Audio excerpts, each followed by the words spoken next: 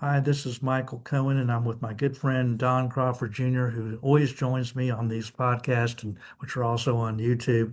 We've been doing radio shows for years, and we're just continuing with a different format now. And we hope you'll enjoy it. And if you do like it, put down like at the bottom. Uh, Today, we're going to talk about Rupert Murdoch and his succession plan that was just recently a settlement was made. We've talked about Rupert Murdoch in the past about what he had done, and now it's come to a conclusion. All these different shows talk about either something with estate planning or Medicaid or veterans benefits, and this one's no exception. In this case, Rupert Murdoch, let's just give you a history. Rupert Murdoch, Fox News, News Corp. We're talking very big. That's obviously most people are familiar with Fox News, News Corp. There's like New York Post and Wall Street Journal and things all over the world. He is a multi-billionaire. He has made quite the conglomerate. Well, Rupert Murdoch has been married 5 times. On the first marriage, he had one daughter. Her name was Prudence. And then on the second marriage, he had 3 children. Um, there was Lachlan, James, and Elizabeth.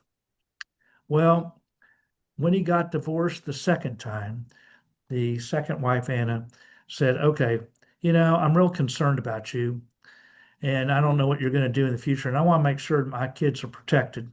So part of the agreement of the divorce was you're going to create this irrevocable trust, funded with Fox News and News Corp, and they're each going to have an equal share. Kid from the first marriage, fine. My kid, our kids, fine too. We're each going to have an equal share of not only the interest, but also the voting rights. The voting rights.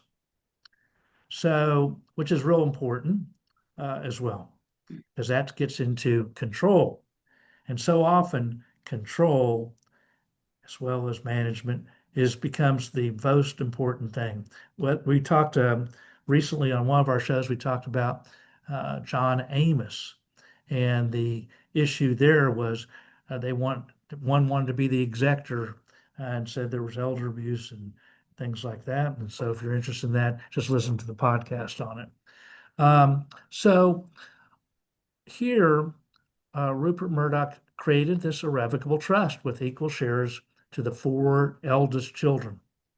Subsequently, he had 2 more children, Grace and Chloe, but they did not have any voting rights, so that wasn't, um, they didn't have as much at stake.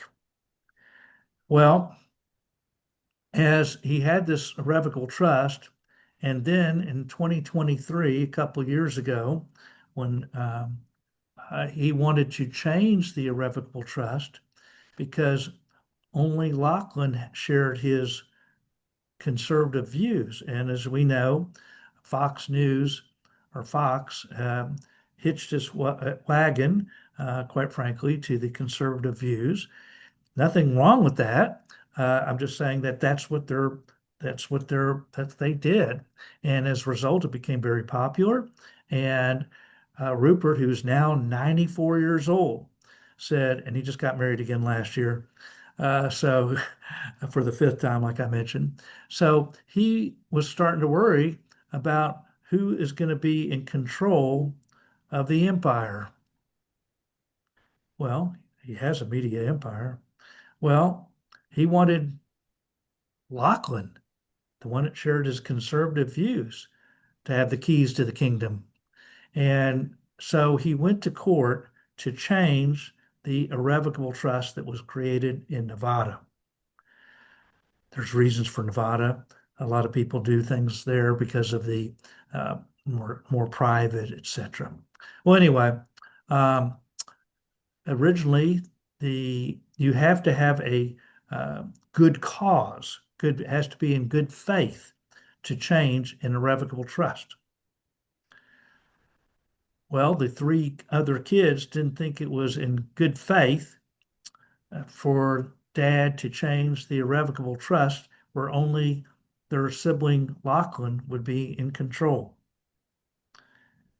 Rupert had some very high paid counsel, and but the court at the lower level said, hey, we think this is just a carefully crafted charade. And so to make sure that Lachlan will be the executive. And so they said it was in bad faith. Rupert appealed and he said, And now the next judge at the next level wasn't, um, didn't feel perhaps as strongly as the lower court level. And there was always the risk that he could change it. There's things like decanting where he could decant where it goes from one trust to another trust. There's a risk. And seeing that risk and seeing how much everybody had to lose, there was a settlement. A settlement where each of those three other kids got over $1 billion, $1.1 billion each. And that trust was terminated, and a new trust was created where there was equal shares between Lachlan and the two younger kids, but Lachlan would have all the voting rights till I think it was 2050.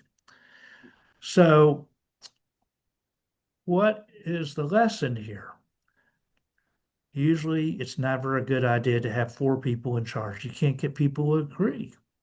It was a flawed succession plan. So if you compare this to, let's say, a Giorgio Armani died, and he said exactly he didn't have children, but he said, "This is what's important to me. This is who could I'm going to identify companies who could buy to keep my vision, my culture. They are these big companies. This is what they're to do, and this is the causes that are important to me." And he had a great estate plan, but Rupert Murdoch, well, I guess he had to do what he had to do because of the divorce, but it's never a good idea to have four people to be in charge. Too many cooks in the kitchen spoil the broth. And so you should have something that says how somebody can remove somebody if there's a justifiable reason, if there's something that gives the ability, or have just less people, have one person in charge if you can trust that person. And if there's a question about that, you could have either a committee or an advisor or a trust protector that can remove somebody, and you could say the reasons why, how things could be changed. So his flawed plan is to have four different people, and that's never a recommended plan of attack. That's complicated. It's disappointing. But I guess since they settled, everybody's at least satisfied, I would Yeah, presume.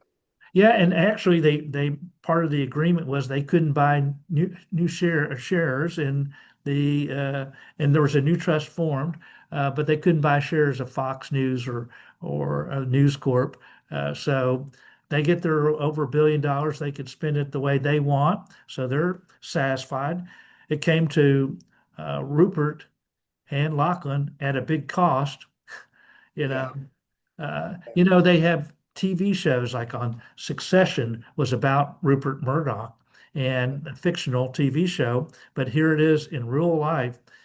They used to say that blood is thicker than water, but in this case, I guess it's not thicker than who's in control and money. He might have been a shrewd businessman, but the succession plan turned out to be a failure.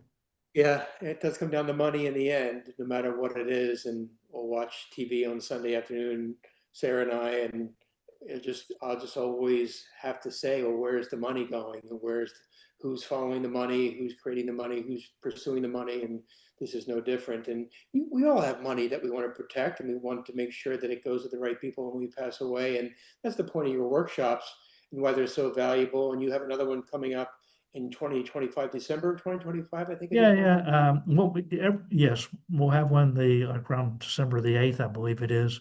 It's on a Saturday. It's free. You don't have to, if you want to attend, there's no obligation. All you have to do is call 214-720-0102. That's 214-720-0102, or sign up online at dallaselderlawyer.com. Even if you can't make that one, we have them at least once a month and sometimes twice. And so you can just check the website again, which is dallaselderlawyer.com, or call that 214-720-0102. We know that people don't have the billions that Rupert Murdoch have, but still the same issues are applicable. Who's in charge? Do we want to have any kind of protections? Things like that are important in anybody's estate plan. His estate plan obviously had a lot more things involved, but the important thing is to understand there are different things that could be done according to your goals.